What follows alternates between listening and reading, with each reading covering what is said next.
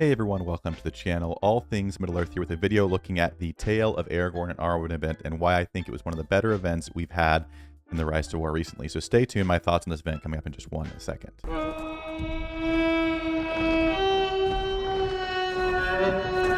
Okay, so this is not a guide on the event. If you're watching this video now, the event's probably over or very close to being over. But I felt like there were a few differences in this event from what we've seen before that I really enjoyed and I want to see more of in future events. So I wanted to start the conversation with all of you to see what you think about this event, if you enjoyed it, what you liked, what you didn't like. So I wanted to go through the three different sections of the event and give you my thoughts. So in really no particular order, we'll start left to right. We'll go to the send your best wishes. Now, they have done this concept of thing a few times where it's basically a social type of thing in the game. We had the gardens before for one of the events. Now we have the greeting cards, and it's very, very simple, but it gives players something to do. Every day that you get one, you get 150 gems for doing it and some rewards. You can get creative with it if you want to. Again, as you can see, I spend more time than most people do just having fun with it, you know, maybe expressing feelings, who knows.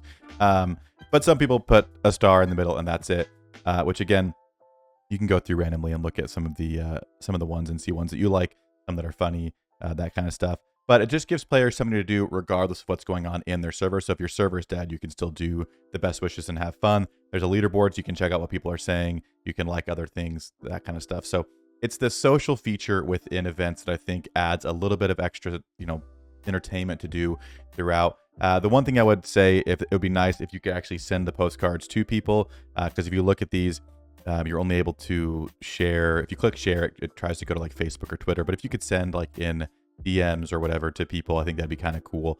But again, if it's not your thing, you do it really quick, you get rewards. If it is your thing, you can enjoy it, so I don't think it hurts. But it's a new version of that, so it wasn't just like, oh, they brought the garden back for this thing. It's a different variation of the social feature. So I think those social features are cool. I think I'd like to see them expanded upon, so that it can be enjoyable for a wider range of players in the game.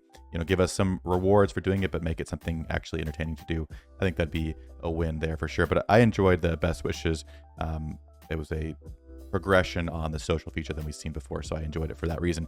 And I'd like to see something different in the future, not just postcards again, not just a garden again, but something new that lets you kind of try out different mechanics and things to mess around with. Because again, some of you might be in bag end, some of you might be in a dead server, so that kind of gives you a little bit of extra stuff to do to engage on a more social aspect with your server. So that is the first one. The next section we had was the memories of two, and in past events, this has just been and to be blatantly honest, it's been a very bland version of the Red Book. Again, if you're not familiar with Red Book, it's in the tavern. You go through, and it's kind of like you just go from tile to tile, capturing tiles or fighting armies. Without a lot of thought put into it, it can be very, very easy and something that's just not enjoyable. But I really enjoyed these. I'll show you a few examples of things I like that were unique and new to this event. First of all, in these, they introduced the chests that have gems in them. So if you take a more difficult path or take an extra time going through the map, you can get some gems, which is nice. A lot of them have the recover unit scroll, which means if you take certain ways, you can do different things. And you have it with the recovery option, it makes you think who you want to reinforce or recover their army. So you got to look at who you have, how well they're doing, and what remaining bosses are left. So it just makes you think a little bit more. To me, makes it more enjoyable. Same thing on this next one. We've got 2 chests with gems, so you can go all over the place and get some of those before wrapping it up, which again, this is on the free-to-play account, this one specifically, so it's kind of nice getting a couple extra 100 gems here and there.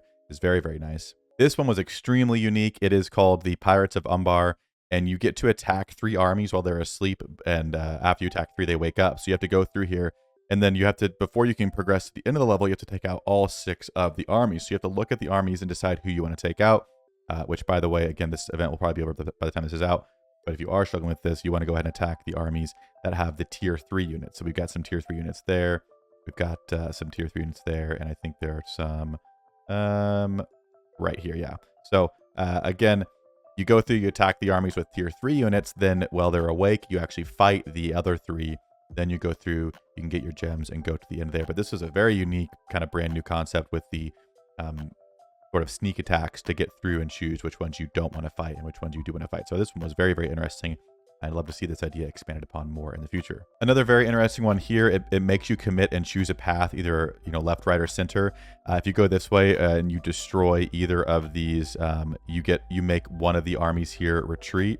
So if you do this one, it makes the Black Serpent retreat. If you do this one, it makes Kieran retreat. So you can decide which one of them you want to fight before going through. And then you can see there's a scroll on each side and you can look at the army. So this makes you kind of, it's not just click and as fast as you can get through it. You actually have to think a little bit, which again, for some players, maybe you don't like that. But personally, if I have to think a little bit and look at who I'd be fighting either way and make a decision based on who I have, to me, that's the strategy part of the game coming out, which is enjoyable. It helps you learn more about the game. So this was a very interesting one as well. Kind of, to me, a brand new concept with the barracks there that can be destroyed to make that army retreat. Now, we could go through these all day because there was a lot of good ones. This one just has a ton of armies on it. It has the same lock features. You get to take out every army. They give you a kind of boatload to start with.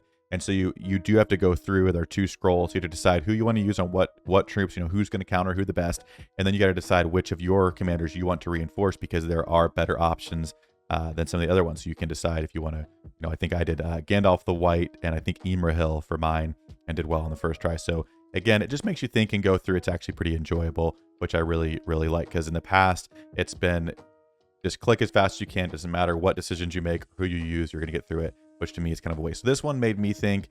Again, I enjoyed just focusing on the strategy a little bit in the game. It's enjoyable to do. So that is the memories of the 2, and I would love to see more stuff like that in the future for Redbook. I think it's very, very enjoyable. And last but not least is the special gifts. There is a chest with this event. Most of the events have a chest, but a lot of times they're not very good.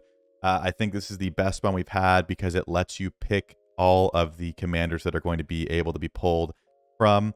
So you can go through for this one on this account. This was my free to play. I picked Sauron and Witch King, which means I can only pull their letters, and I also only get items for them. Again, you can look at the tier 2s. It's the same thing there. So you can basically customize this chest however you want, which is really, really cool. And then in addition to that being probably the best chest we've had where you just get to pick who you want, the actual rewards for opening chests are very, very good. Again, it's not a crazy amount on its own, but if you get all this, I did it on my main, I opened up 100 of them. Several hundred vouchers, you get a piece of purple gear, you get 3 purple respect here, and 3 gold respect here. All that adds up at the end of the day. Again, this could be, all the vouchers could be used for respect out of the exchange, or you could get another item out of there, another purple one pretty easily. So again, compared to chests we've had, I'd say this is one of the better ones just because of the customizability of it and also the progress rewards you can do. Make it, if you're going to open chests, this one seems like a very worthwhile one to open. So again, I'm curious what everyone else's thoughts were on the event. I thought it was very enjoyable, very simple. It was a surprise. I did a little post about the tale of Aragorn and Arwen in the Discord. I didn't think we were getting an event. They didn't really tease it or anything in terms of in-game or saying something's coming. Then all of a sudden it was here with the update, and it added a little bit extra stuff to do. It simple, but I thought it was done well. And I would love to see more things like this. Again, if they're going to do the Red Book stuff in every event, just keep, putting a little bit of time into it and giving us those kind of more puzzle-like levels to solve. It was very, very good. The chests, when the event come around, if they can be a little bit more generous with those chests in terms of the choices we have, I think it's a win. And again, the social feature, maybe it's not your thing. I enjoy it. I think it's fun. So if they keep expanding on that, making it fun and new each time, I think that's pretty good. But again, that is my thoughts on the Tale of Aragorn and Arwen event. Let me know down below what you thought. If there's some things you didn't like, what things you'd like to see in the future in terms of new events. But that's going to do it for me in this video. And as always, I'll see you all in a future one.